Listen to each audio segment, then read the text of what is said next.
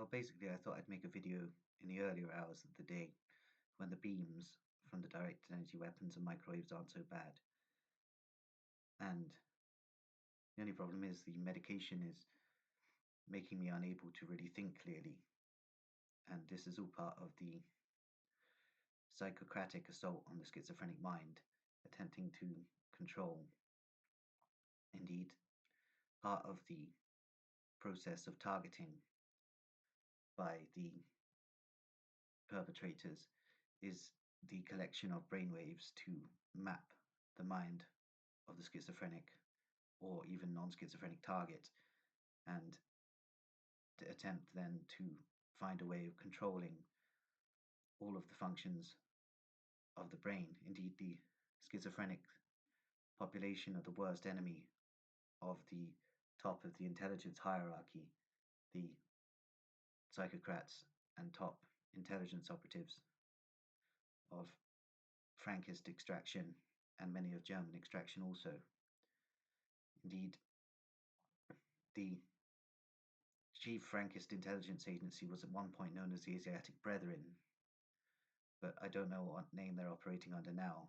Indeed, that information hasn't been downloaded into my brain by the intelligence of sorts that has a habit of downloading information into my brain. Indeed, I do not know the source of much of the information I've collated, but that's not a problem. Indeed, the main intelligence network of the British Freemasons, the Illuminized Freemasons of British Freemasonry, is simply known as the network, but the occult is just a cover for intelligence operations, and the Freemasonic rituals are merely just occult cover and code for intelligence operations. Indeed, the networks at the top of the intelligence strata are mainly of Frankist and German ethnic heritage and operate through Anglo-American mechanisms of control. Indeed, the Dome cult networks lead all the way up to the top of the intelligence hierarchy. Indeed, there is no real aristocracy left in Europe or Britain. The aristocracy is now a Frankist aristocracy, as the Frankist networks infiltrated and via means of coercion and assassination, elimination, and interbreeding with the aristocratic families of Europe and Britain. The Frankists began their takeover in the 1500s and are completing it, well, did complete it probably in the 19th century and have been basically controlling everything since then, including Russia, which has been controlled by the Frankists most probably since the second or third lineage after Ivan the Terrible. Indeed, the Frankists may even have had their claws in Ivan the Terrible. I use the term Frankists to describe what wouldn't have been known as Frankists then, as the Frankist networks technically date to the 1700s, but these were proto-Frankist networks and operative all across Europe and Britain and the Middle East and Russia during that time. Indeed, these networks are attempting to clone the human mind.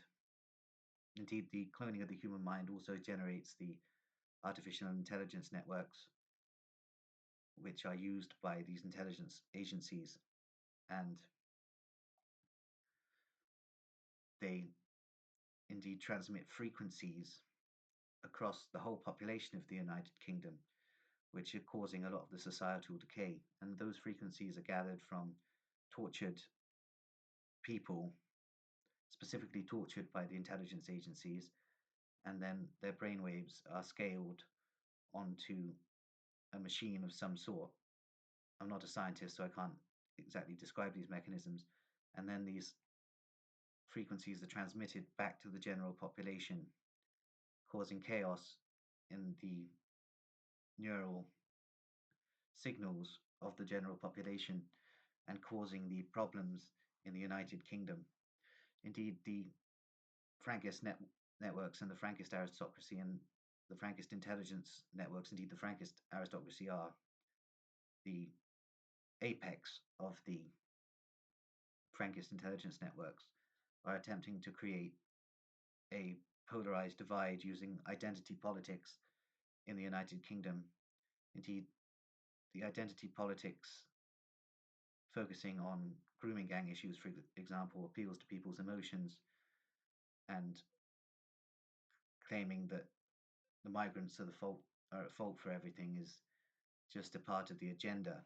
Indeed, the Epstein files is also a red herring, as all the information that we've been given is what they want us to have, and it's leading people on a merry dance and avoiding the apex of the Frankist intelligence networks. And everybody that they've named in the Epstein files are merely collateral, and that's simply a matter, of course, for the Frankist intelligence networks to maintain their power and the implementation of a corporate technocracy, a surveillance society, indeed, in the coming years to create their new world order across the NATO countries and the what will become the former Russian Federation once it's balkanized, which is the plan of the Frankist elites, will be there effectively. I don't like using this term New World Order, but it won't be a borderless network to begin with because the borders in Britain are going to be closed in the coming years, and a ICE style network will be bringing about mass deportations of people that the British public consider undesirable. And there's going to be mass surveillance. Indeed, these ethno nationalists don't realize that all they're going to do is usher in mass surveillance and a loss of individual liberties and a police state, effectively. Indeed, the police themselves aren't going to be powerful enough to control things with what with the left right divisions and ethnic conflicts that are going to take place in the United Kingdom. And they are going to be replaced by private security companies whose CEOs will all link back up to Frankist intelligence networks and are themselves being trained by, for instance, the Mossad for this specific purpose. Indeed, MI6 are only one level of the intelligence networks. It goes far higher than them, and they are basically in service of the Frankist elite. And the networks of MI6 anyway make tens of billions of dollars each year. Dollars? I mean pounds, tens of millions of pounds each year on the illicit narcotics trade, and are drugging the population for the whim of the Frankist oligarchy. Indeed, the British East India Company throughout history was always run by Frankists and proto-Frankists, and these networks were basically drugging many nations, especially China, and they continue to do so within their own populations in the modern world. Indeed, the homeless population are at particular risk from the narcotics trafficking and the violence that comes along with it, and of course the addiction itself.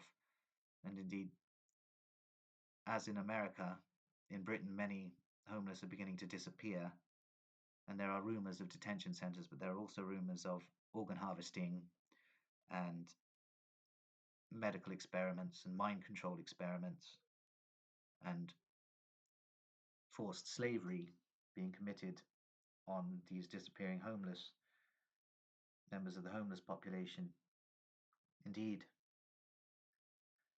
this is a state of affairs that occurred in Nazi Germany when the first inhabitants of the concentration camps after Hitler's rise to power were the homeless population.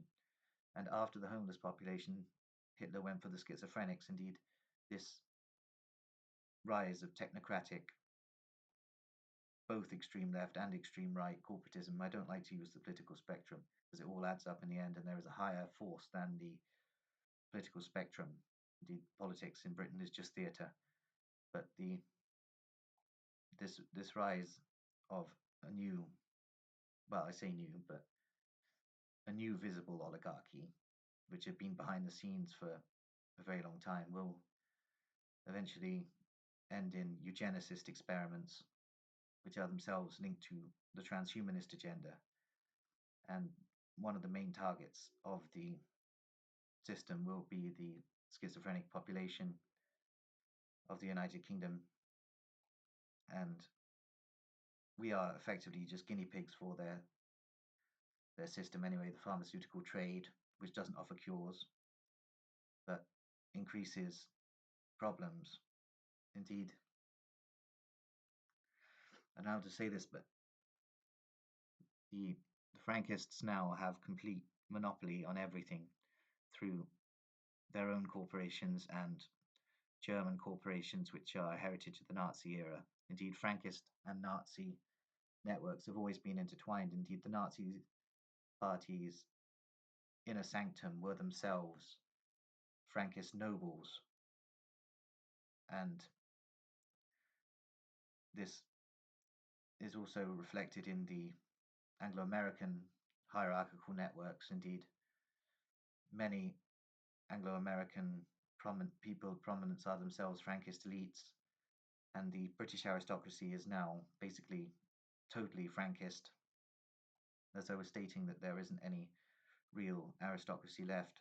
It's all a Frankist, massive Frankist intelligence network, and the corporations are themselves run by Frankists and Frankist-aligned Nazi types who may be of German ethnic origin, but are aligned to the Frankists in terms of ideology and allegiance. It's the same with the Anglo-American leadership. Indeed, many Russian oligarchs tend to be Frankist as well, but the non-Frankist ones are aligned with the Frankist ones in terms of the way they would like things to work out. Indeed, this seems to be what is going on